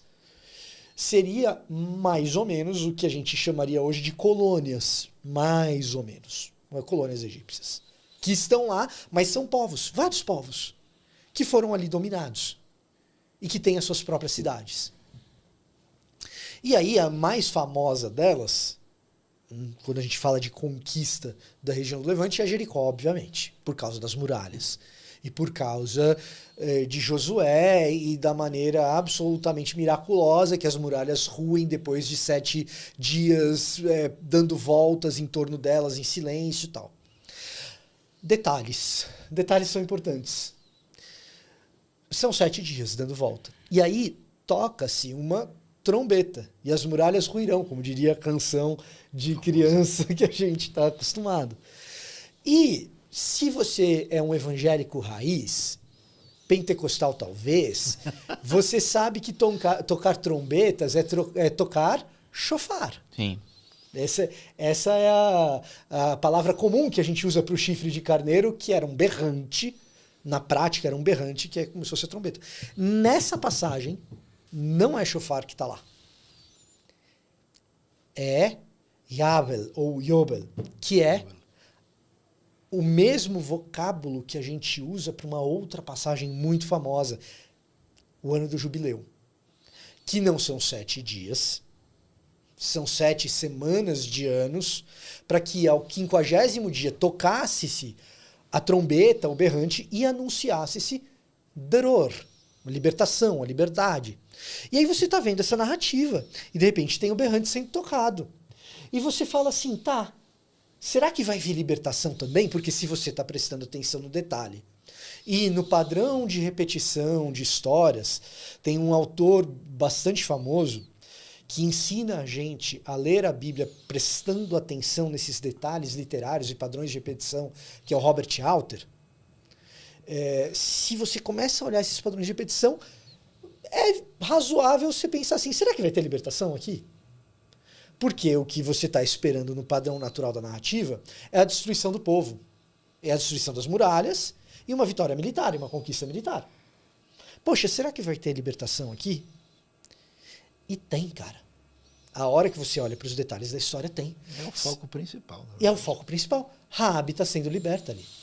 Então, e o bizarro é que Raabe é mulher e é cananita, num texto supostamente que tem um foco etnocêntrico. Supostamente seria o foco da glória do povo hebreu. O que está acontecendo ali não é a glória do povo hebreu, é o resgate de uma mulher que está sendo oprimida por uma cidade. Raabe mora no muro. Se você tem uma cidade murada, você construiu um muro porque tem ameaça. Certo? Se você tem uma cidade murada, quem mora no muro não é exatamente a elite daquela cidade. É a pessoa mais vulnerável daquele contexto. Quando os caras subirem, é a primeira casa que entra. Né?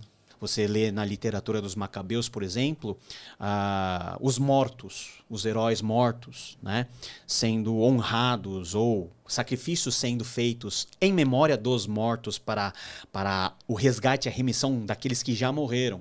Coisa que o Antigo Testamento não prevê em nenhum lugar. O sacrifício é em favor dos vivos, não para os mortos. Então essas divergências teológicas, tá? E tudo isso que eu expliquei até agora... Então por isso que o católico faz missa de sétimo dia, essas coisas, né?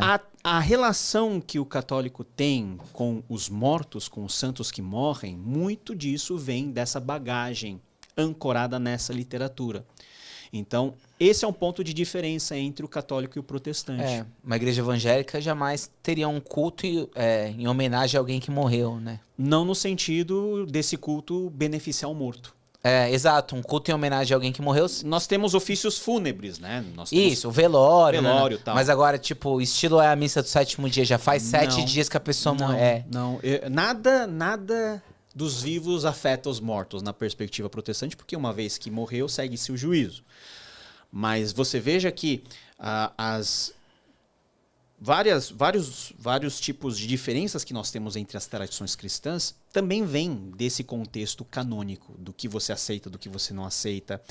Então, o protestante ele vai dizer que não tem problema ter tirado os 7 livros que são considerados apócrifos, porque são livros que nunca foram aceitos pela tradição judaica como livros sagrados e que contêm divergências teológicas irreconciliáveis com aquilo que é a forma da teologia do Antigo Testamento de encarar as coisas e da forma como nós encontramos a realidade na pessoa de Jesus Cristo e a partir do Novo Testamento.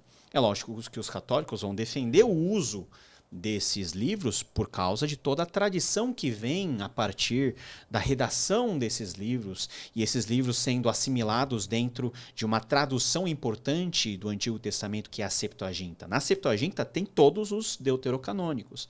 Então, a tradição do catolicismo vai se ancorar muito na Bíblia grega, que é a Bíblia utilizada textualmente em quase todas as citações do Novo Testamento. Mas não no que tange aos próprios apócrifos. Os apócrifos não são citados nominalmente como escritura a partir do texto grego. Então o protestante vai se remeter a uma tradição muito mais antiga e para o protestante muito mais segura, que é a tradição do próprio judaísmo. E note, quando eu falo judaísmo, nós estamos até sendo anacrônicos, porque judaísmo como expressão religiosa é algo que se pratica hoje. Estou falando da convicção teológica dos judeus, dos israelitas no Antigo Testamento, ou seja, a religião do Antigo Testamento. Então nós temos todo esse caldo que torna a discussão muito interessante. Esses 7 livros estão na Bíblia Católica? Estão na Bíblia Que é Católica. o Tomé, né? Tomé não. Tomé é um apócrifo, mas não tá lá. Vamos explicar bem. Nós temos esses apócrifos que estão na Bíblia Católica, mas só no Antigo Testamento. Tá. No Novo Testamento, católico e protestante vai concordar. São 27 livros. Ponto. Morreu o assunto. Tá bom. No catolicismo, na Bíblia Católica, nós temos acréscimos, livros a mais. No Antigo Testamento. Adições. Esses apócrifos que são muito famosos, tipo Tomé, Maria Madalena, todos esses não estão. Todos escritos muito posteriores ao cristianismo e não aceitos por nenhuma tradição cristã antiga, né, e importante em termos, né, Enoque históricos. tá na católica? Enoque não. Enoque é uma produção que se remete ao Antigo Testamento, embora tenha sido escrito depois de Cristo. Ah, tá. Interessante. Né, no intervalo, na verdade, né, no limbo entre o Antigo Testamento e o Novo Testamento, para ser mais preciso. Algumas coisas dessas ideias que a galera tem até sobre o diabo, não sei o que lá, vem de alguns apócrifos, né? Também, né, nós temos alguns apócrifos que lidam com essa questão. Por exemplo, Tobias lida com alguma questão assim. Mas o Antigo Testamento, no geral, fala muito pouco do mundo espiritual, principalmente do mundo demoníaco, do mundo, né, do time de Satanás. Fala muito pouco. Satanás em si é citado poucas vezes. Você pode juntar as ocorrências da palavra Satanás, não dá o dedo de uma mão, por exemplo. No Novo Testamento é que nós vemos a efusão dos seres espirituais do mal, o diabo, o demônio. Você tem que colocar a mão assim nas páginas para o demônio não saltar de tanto demônio que tem. Né? Eu fiz um episódio com o Vailate, inclusive eu vi que ele comentou aqui sobre esse assunto, né? E eu acho muito engraçado essa questão de no Antigo Testamento não falar tanto de demônios. Inferno não fala, né? Essas coisas, né? Não. Isso é uma coisa que se fala mais no Novo Testamento, né? O Vailate tem um livro que fala Tem, sobre isso, tem. demonologia, né? Mas a Bíblia é um livro interessante porque a teologia ela é construída progressivamente. Então, é como se fosse uma grande história. Você não tem o final na primeira página. Você vai construindo o enredo, tem as crises, tem os plot twists, tem tudo isso que vai para o final. Então, há uma progressão narrativa. Junto com essa progressão narrativa está a progressão da revelação da teologia mais ampla. Então, em Gênesis, não vai aparecer Satanás de forma tão explícita. Não vai ter toda uma doutrina fechada sobre o diabo, sobre o demônio, nas primeiras páginas de Gênesis ou espalhado pelo Antigo Testamento. Isso vai sendo desenvolvido aos poucos até que, ao fim do Novo Testamento, nós temos uma consciência construída ao longo do tempo, e para nós é fácil, porque nós estamos depois que a Bíblia foi encerrada, então a gente tem uma visão mais por cima de como que é essa curva de construção de todas as doutrinas bíblicas. Então, o trabalho de você construir uma doutrina é um trabalho que você pega de Gênesis a Apocalipse, capa a capa, e vai fazendo um trabalho de levantamento de dados para você meio que categorizar o que a Bíblia fala sobre o diabo. Vai procurando todas as ocorrências, vai vendo como que o negócio vai sendo desenvolvido e chega a ser uma resposta. O diabo é assim, ele tem essa característica, faz isso e assim por diante.